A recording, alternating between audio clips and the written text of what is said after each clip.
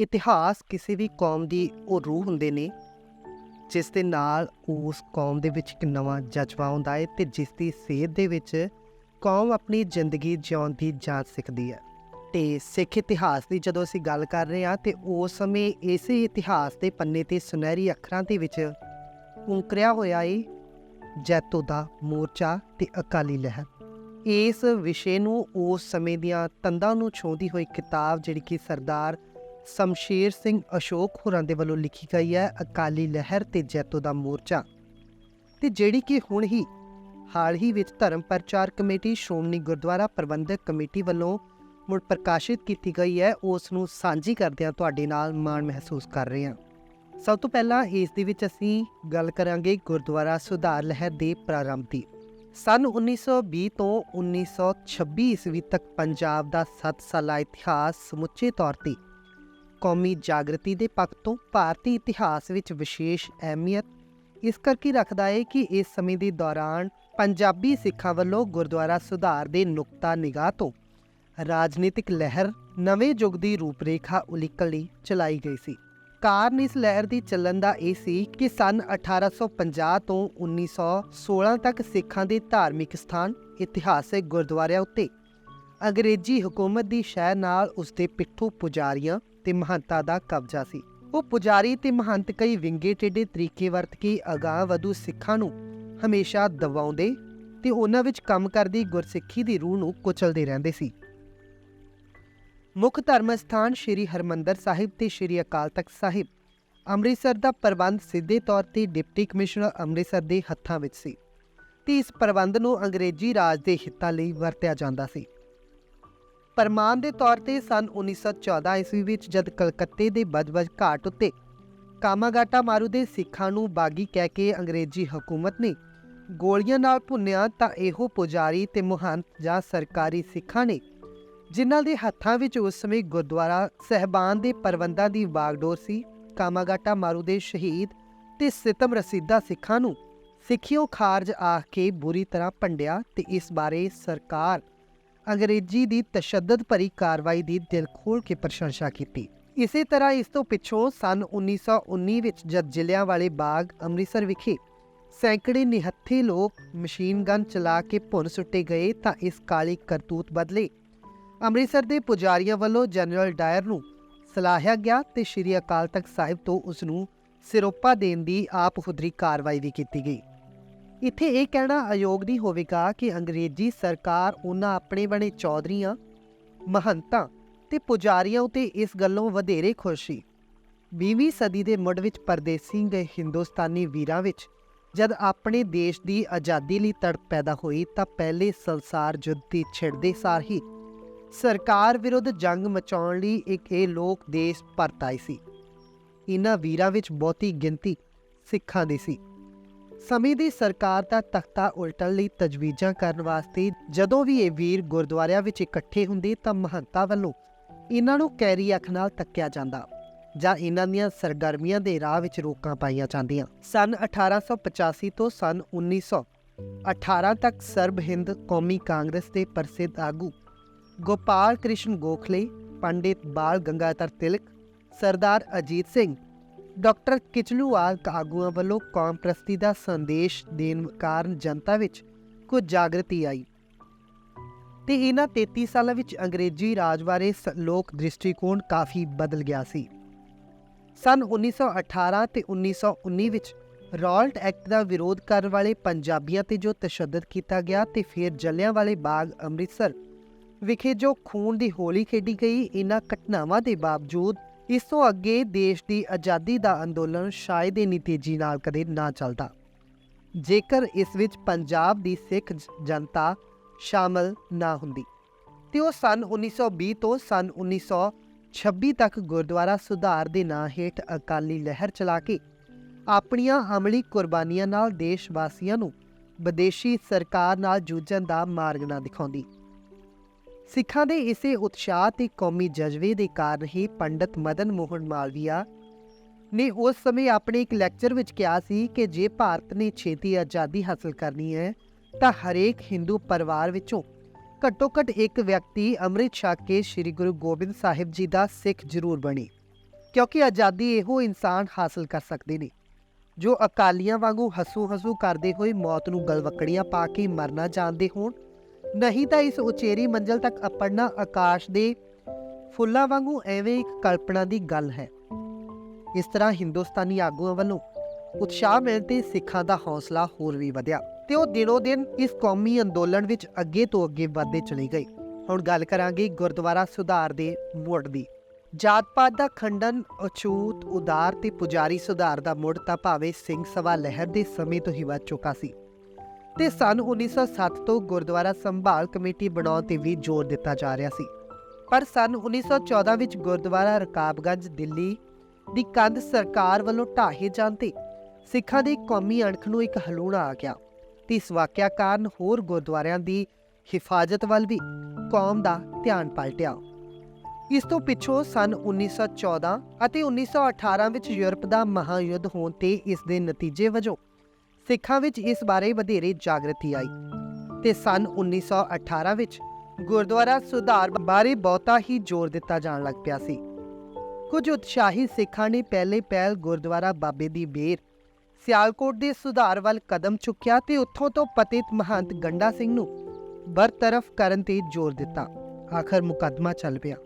5 October सन 1920 ईस्वी नूं सरकार वालों मुकदमा वापस ले जाण ते गुरुद्वारा बाबे की बेर दे प्रबंध लई 13 मुखियां दी एक कमेटी बनाई गई ते इस गुरस्थान दा प्रबंध गुरु पंथ दे कब्जे विच आ गया ते गुरुद्वारा सुधार संबंधी ये पहली जित सी जो खालसे नूं प्राप्त हुई। हुण गल करदे हां श्री दरबार साहिब ते श्री अकाल तख्त साहिब पुर कब्जे दी। इस तरह गुरुद्वारा बाबे दी बेर सियालकोट वालों निपट के फिर सिंघां दा ध्यान श्री दरबार साहिब श्री अमृतसर दे प्रबंध सुधार वल गया। श्री दरबार साहिब दा प्रबंध सन 1850 ईस्वी तो सरकार अंग्रेजी दे अधीन एक सरकारी सरबराह दे जिम्मे सी जो पुजारियां नूं अपनी मर्जी नाल चलाउंदी सी। पुजारी भी यथा राजा तथा प्रजा दे कथन अनुसार बहुते ही मनमतीए ख्यालां दे सन, जिस करके उन्हां दे आचार विहार इन्ने शुद्ध नहीं सी। इसे कारण जलियांवाले बाग विच होए हत्याकांड दे दोषी जनरल डायर नूं उन्हां ने श्री अकाल तख्त साहिब तो सरोपा दिता सी। सिख संगतां उन्हां दे इस आप खुदरेपन तो डाढियां नाराज सी। पिछे रहियां श्रेणियां विच प्रचार करन दे नुक्ता निगाह तो खालसा बरादरी कारज साधक दल कायम होण ते अक्तूबर दे दूजे हफ्ते जलियांवाले बाग विखे एक दीवान रखिया गया जिथे कुछ अछूतां ने अमृत छकिया। फिर वो सिंह उत्थों जथा बना के श्री दरबार साहिब दे दर्शनां लई चल पई।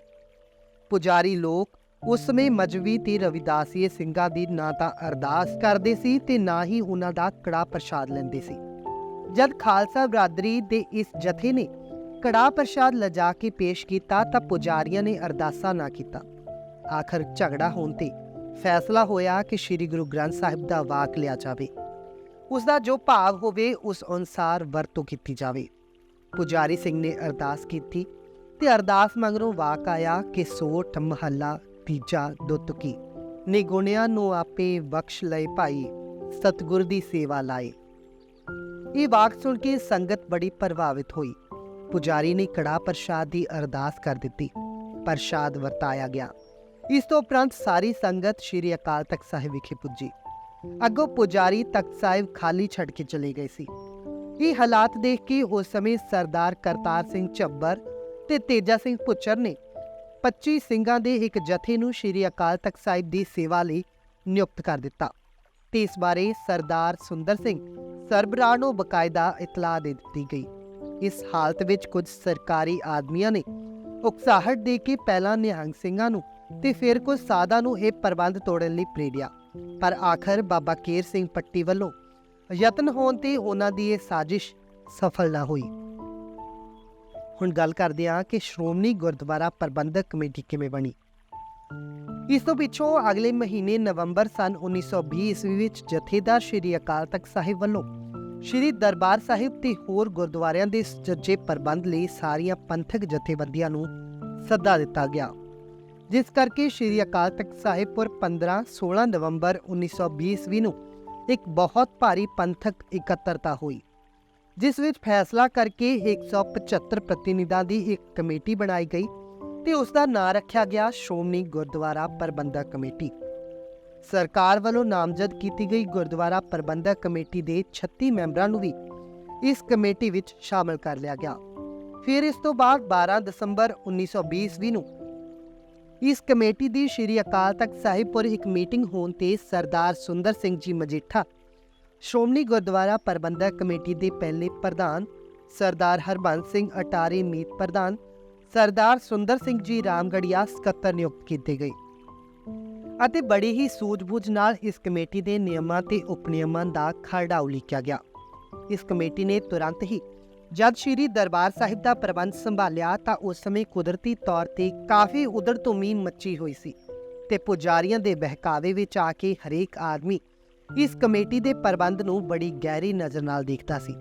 ਸਭ ਤੋਂ ਵੱਡਾ ਗੜਬੜ ਦਾ ਇੱਕ ਕਾਰਨ ਇਹ ਵੀ ਸੀ ਕਿ ਸਰਦਾਰ ਅਰੂੜ ਸਿੰਘ ਸਰਬਰਾਹ ਨੇ ਬਹੁਤ ਸਾਰਾ ਕੀਮਤੀ ਸਮਾਨ ਤੇ ਹੋਰ ਕਾਗਜ਼ਾਤ ਕਮੇਟੀ ਨੂੰ ਨਹੀਂ ਦਿੱਤੇ ਸੀ, ਪਰ ਫਿਰ ਵੀ ਸ਼੍ਰੋਮਣੀ ਗੁਰਦੁਆਰਾ ਪ੍ਰਬੰਧਕ ਕਮੇਟੀ ਨੇ ਸ਼੍ਰੀ ਦਰਬਾਰ ਸਾਹਿਬ ਆਦਿ ਦਾ ਪ੍ਰਬੰਧ ਸੰਭਾਲਣ ਸਾਰ ਇੱਕ ਸਬ ਕਮੇਟੀ ਬਣਾ ਦਿੱਤੀ ਤੇ ਉਸ ਕਮੇਟੀ ਵਿੱਚ ਸਰਦਾਰ ਸੁੰਦਰ ਸਿੰਘ ਰਾਮਗੜੀਆ, ਸਰਦਾਰ ਦਾਨ ਸਿੰਘ ਵਿਛੋਆ, ਸਰਦਾਰ ਜਸਵੰਤ ਸਿੰਘ ਝਬਾਲ ਆਦਿ ਸ਼ਾਮਲ ਕਰ ਦਿੱਤੇ ਗਏ, ਜਿਸ ਕਰਕੇ ਅੰਦਰੂਨੀ ਪ੍ਰਬੰਧ ਸੁਧਾਰਨ ਵਿੱਚ ਬਹੁਤੀ ਦੇਰ ਨਾ ਲੱਗੀ ਤੇ ਮੈਦਾਨ ਚੰਗੀ ਤਰ੍ਹਾਂ ਸਾਫ਼ ਤੇ ਪੱਧਰਾ ਹੋ ਗਿਆ। ਹੁਣ ਗੱਲ ਕਰਾਂਗੇ ਸ਼੍ਰੋਮਣੀ ਅਕਾਲੀ ਦਲ ਦੀ ਸਥਾਪਨਾ ਦੀ। ਇਸ ਤਰ੍ਹਾਂ ਸ਼੍ਰੋਮਣੀ ਗੁਰਦੁਆਰਾ ਪ੍ਰਬੰਧਕ ਕਮੇਟੀ ਬਣਨ ਤੇ ਗੁਰਦੁਆਰਿਆਂ ਦੇ ਸੁਧਾਰ ਦੇ ਨਾਲ ਹੀ ਉਹਨਾਂ ਦੇ ਪ੍ਰਬੰਧ ਦਾ ਬਾਨਣੋਂ ਵੀ ਬਚ ਗਿਆ, ਪਰ ਇਸ ਕਮੇਟੀ ਦੇ ਹੱਥ ਮਜ਼ਬੂਤ ਕਰਨ ਲਈ ਗੁਰੂ ਪੰਥ ਦੀ ਏਕਤਾ ਪੱਕੇ ਪੈਰਾਂ ਤੇ ਕਰਨ ਵਾਸਤੇ ਗੁਰੂ ਖਾਲਸੇ ਦੀ ਇੱਕ ਪ੍ਰਤੀਨਿਧੀ ਜਮਾਤ ਕਾਇਮ ਕਰਨ ਦਾ ਕੰਮ ਬਾਕੀ ਰਹਿ ਗਿਆ ਸੀ। ਸੋ ਇਸ ਅਭਾਵ ਦੀ ਪੂਰਤੀ ਲਈ 14 ਦਸੰਬਰ 1920 ਈਸਵੀ ਨੂੰ ਸ਼੍ਰੀ ਅੰਮ੍ਰਿਤਸਰ ਸਾਹਿਬ ਵਿਖੇ ਇੱਕ ਸਿੱਖ ਪੰਥ ਦੀ ਇੱਕ ਵਾਹਿਦ ਨੁਮਾਇੰਦਾ ਜਮਾਤ ਸ਼੍ਰੋਮਣੀ ਅਕਾਲੀ ਦਲ ਦੀ ਸਥਾਪਨਾ ਇੱਕ ਸਰਬ ਸਾਂਝੇ ਪੰਥਕ ਇਕੱਠ ਵਿੱਚ ਕੀਤੀ ਗਈ। ਸ਼੍ਰੋਮਣੀ ਅਕਾਲੀ ਦਲ ਤੋਂ ਪਹਿਲਾਂ ਸਿੱਖਾਂ ਦੀ ਅਗਵਾਈ ਦਾ ਕੰਮ ਸਿੱਖ ਲੀਗ ਦੇ ਅਧੀਨ ਸੀ, ਪਰ ਉਹ ਇਸ ਤੋਂ ਕੁਝ ਚਿਰ ਪਹਿਲਾਂ ਹੀ ਕਈ ਕਾਰਨਾਂ ਕਰਕੇ ਕਮਜ਼ੋਰ ਹੋ ਗਈ ਸੀ।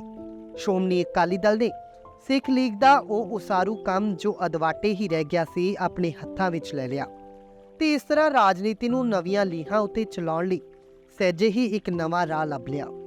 ਸ਼੍ਰੋਮਣੀ ਅਕਾਲੀ ਦਲ ਇਸ ਤਰ੍ਹਾਂ ਸ਼੍ਰੋਮਣੀ ਗੁਰਦੁਆਰਾ ਪ੍ਰਬੰਧਕ ਕਮੇਟੀ ਦੀ ਪੁਸ਼ਤ ਪਨਾਹ ਬਣ ਕੇ ਅੱਗੇ ਵਧਣ ਲੱਗੀ ਤੇ ਸਾਰੇ ਪੰਜਾਬ ਵਿੱਚ ਥਾਂ-ਥਾਈਂ ਇਸ ਦੀਆਂ ਸ਼ਾਖਾਵਾਂ ਖੁੱਲ੍ਹ ਗਈਆਂ।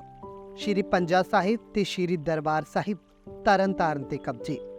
ਸ਼੍ਰੀ ਦਰਬਾਰ ਸਾਹਿਬ ਤੇ ਸ਼੍ਰੀ ਅਕਾਲ ਤਖਤ ਸਾਹਿਬ ਸ਼੍ਰੀ ਅੰਮ੍ਰਿਤਸਰ ਦੇ ਕਬਜ਼ੇ ਤੋਂ ਬਾਅਦ 20 ਦਸੰਬਰ 1920 ਈਸਵੀ ਨੂੰ ਗੁਰਦੁਆਰਾ ਪੰਜਾ ਸਾਹਿਬ ਹਸਨ ਅਬਦਾਲ, ਜੋ ਪਹਿਲਾਂ ਇੱਕ ਮਹੰਤ ਦੇ ਅਧੀਨ ਸੀ, ਸਰਦਾਰ ਕਰਤਾਰ ਸਿੰਘ ਜੀ ਝੱਬਰ ਦੇ ਅਧੀਨ 25 ਸਿੰਘਾਂ ਦਾ ਜਥਾ ਪੁੱਜ ਜਾਣ ਤੇ ਗੁਰੂ ਪੰਥ ਦੇ ਕਬਜ਼ੇ ਵਿੱਚ ਆਇਆ। ਇਸ ਤੋਂ ਬਾਅਦ 24 ਜਨਵਰੀ ਸਨ 1921 ਈਸਵੀ ਨੂੰ ਸ਼੍ਰੀ ਦਰਬਾਰ ਸਾਹਿਬ ਤਰਨਤਾਰਨ ਦੇ ਪੁਜਾਰੀਆਂ ਦੀਆਂ ਵਧੀਕੀਆਂ ਦਾ ਕਿੱਸਾ ਸ਼੍ਰੀ ਅਕਾਲ ਤਖਤ ਸਾਹਿਬ ਦੇ ਸਾਹਮਣੇ ਭਰੇ ਦੀਵਾਨ ਵਿੱਚ ਪੇਸ਼ ਹੋਣ ਤੇ ਉਸ ਤੋਂ ਅਗਲੇ ਹੀ ਦਿਨ 25 ਜਨਵਰੀ ਨੂੰ 40 ਸਿੰਘਾਂ ਦਾ ਇੱਕ ਜਥਾ ਸਰਦਾਰ ਤੇਜਾ ਸਿੰਘ ਪੁੱਚਰ ਦੀ ਜਥੇਦਾਰੀ ਹੇਠ ਤਰਨਤਾਰਨ ਪਹੁੰਚ ਗਿਆ। ਪਰ ਅੱਗੋਂ ਅਚਾਨਕ ਪੁਜਾਰੀਆਂ ਵੱਲੋਂ ਕੁਝ ਵਧੀਕੀ ਹੋਣ ਤੇ ਝਗੜਾ ਖੜਾ ਹੋ ਗਿਆ, ਜਿਸ ਕਰਕੇ ਕੁਝ ਸਖਤ ਪਥਰਾਓ ਹੋਣ ਤੇ 27 ਸਿੰਘ ਫੱਟੜ ਹੋ ਗਏ, ਜੋ ਹਸਪਤਾਲ ਭੇਜੇ ਗਏ। ਪੁਜਾਰੀਆਂ ਵੱਲੋਂ ਇਸ ਹਮਲੇ ਵਿੱਚ ਭਾਈ ਹਜ਼ਾਰਾ ਸਿੰਘ ਪਿੰਡ ਅਲਾਦੀਨਪੁਰ ਤੇ ਭਾਈ ਹੁਕਮ ਸਿੰਘ ਪਿੰਡ ਵਸਾਊ ਕੋਟ ਸ਼ਹੀਦ ਹੋ ਗਏ। ਇਹ ਦੇਖ ਕੇ ਪੁਜਾਰੀ ਲੋਕ ਸਿੰਘਾਂ ਦੇ ਹੌਸਲੇ ਅੱਗੇ ਮੈਦਾਨ ਛੱਡ ਕੇ ਨੱਸ ਗਏ ਤੇ 26 ਜਨਵਰੀ ਨੂੰ ਇਹਨਾਂ ਕੁਰਬਾਨੀਆਂ ਤੋਂ ਬਾਅਦ ਸਿੰਘਾਂ ਦਾ ਸ਼੍ਰੀ ਦਰਬਾਰ ਸਾਹਿਬ ਤਰਨਤਾਰਨ ਉੱਤੇ ਮੁਕੰਮਲ ਕਬਜ਼ਾ ਹੋ ਗਿਆ।